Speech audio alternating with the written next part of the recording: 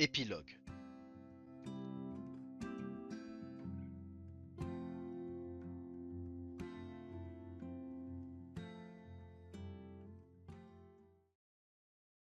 À Caracas, j'avais fait la connaissance d'un docteur qui avait lu quelques-uns de mes articles sur la maladie d'Hansen et me proposa de travailler dans le laboratoire clinique d'une léproserie.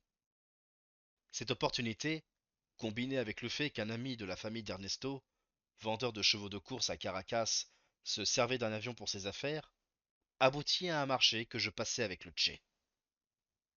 Il retournerait à Buenos Aires, m'aidant à tenir la promesse que j'avais faite à sa mère Celia de la Serna, que son fils serait rentré à temps pour finir ses études.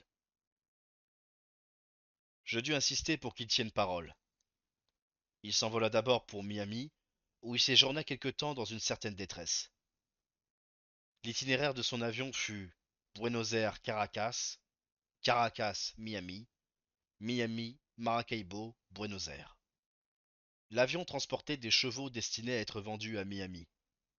Là, il chargeait des chevaux américains qui devaient être vendus à Maracaibo.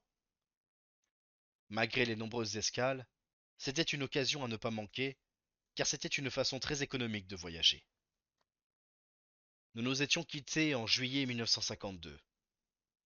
Nous ne nous serrâmes la main de nouveau que le 18 juillet 1960, lorsque je lui rendis visite à la Banque nationale de Cuba. Le Tché nous a raconté qu'à Miami, il avait traversé une période difficile. Il se rendait souvent à la bibliothèque municipale et son unique repas était un café au lait, jusqu'à ce qu'il sympathise avec le propriétaire d'un petit café-restaurant et que ce dernier lui offre de quoi se nourrir. Un jour, un portoricain est entré dans l'établissement à l'heure du déjeuner et a commencé à vitupérer le gouvernement Truman. Un agent du FBI l'a entendu, et ce qui devait arriver est arrivé. Le Tché a dû prendre ses distances. Je tenais vraiment à ce qu'il décroche son diplôme. Avec ses méthodes de travail si particulières et ses capacités intellectuelles rares, il est parvenu à passer 11 ou 12 examens en moins d'un an. Il a terminé ses études de médecine en mars 1953. Une fois diplômé, il est reparti pour le Venezuela avec l'idée de m'y retrouver. Il voulait savoir si nous allions poursuivre notre périple, ou s'il pouvait se greffer sur mon travail de recherche à la léproserie de Cabo Blanco. Comme il ne voulait emprunter d'argent à personne, il s'est débrouillé avec ce qu'il avait. Il trouvait cela plus romantique. Avec 2 ou 3 amis, il est monté dans un train reliant Buenos Aires à La Paz, en Bolivie. Un trajet de quelques 6400 km, avec arrêt à chaque gare, de chaque ville, grande ou petite. Bref, un enfer. Il est ainsi repassé par le lac Titicaca, l'une des étapes de notre voyage, puis a longé la côte pour rejoindre le Venezuela rapidement.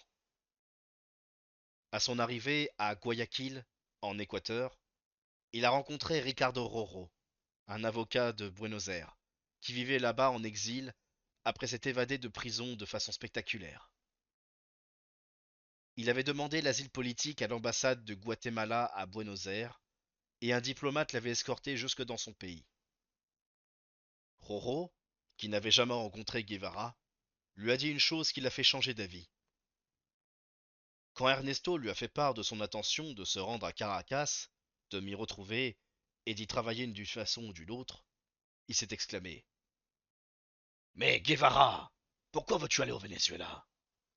C'est un pays qui n'a d'intérêt que si tu aimes les dollars. Viens avec moi au Guatemala. C'est là que la vraie révolution sociale est en train de naître. Ce nouveau projet en tête, Ernesto m'a envoyé le message suivant. Petiso, je pars pour le Guatemala. Je t'écrirai. J'ai appris que la révolution cubaine avait triomphé lors d'une soirée avec la famille Guevara, un 31 décembre.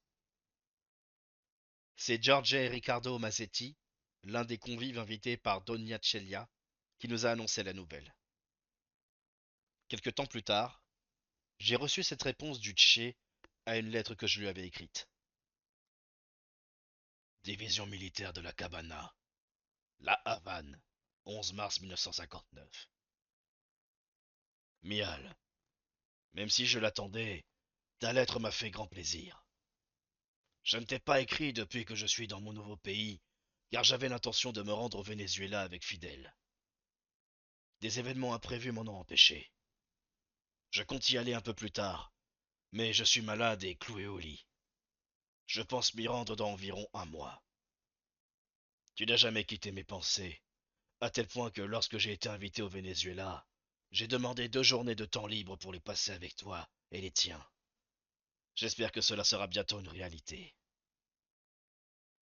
Je ne répondrai rien à la philosophie de bazar contenue dans ta lettre, car cela nécessiterait quelques matés, une petite empanada et un coin tranquille, à l'ombre d'un arbre.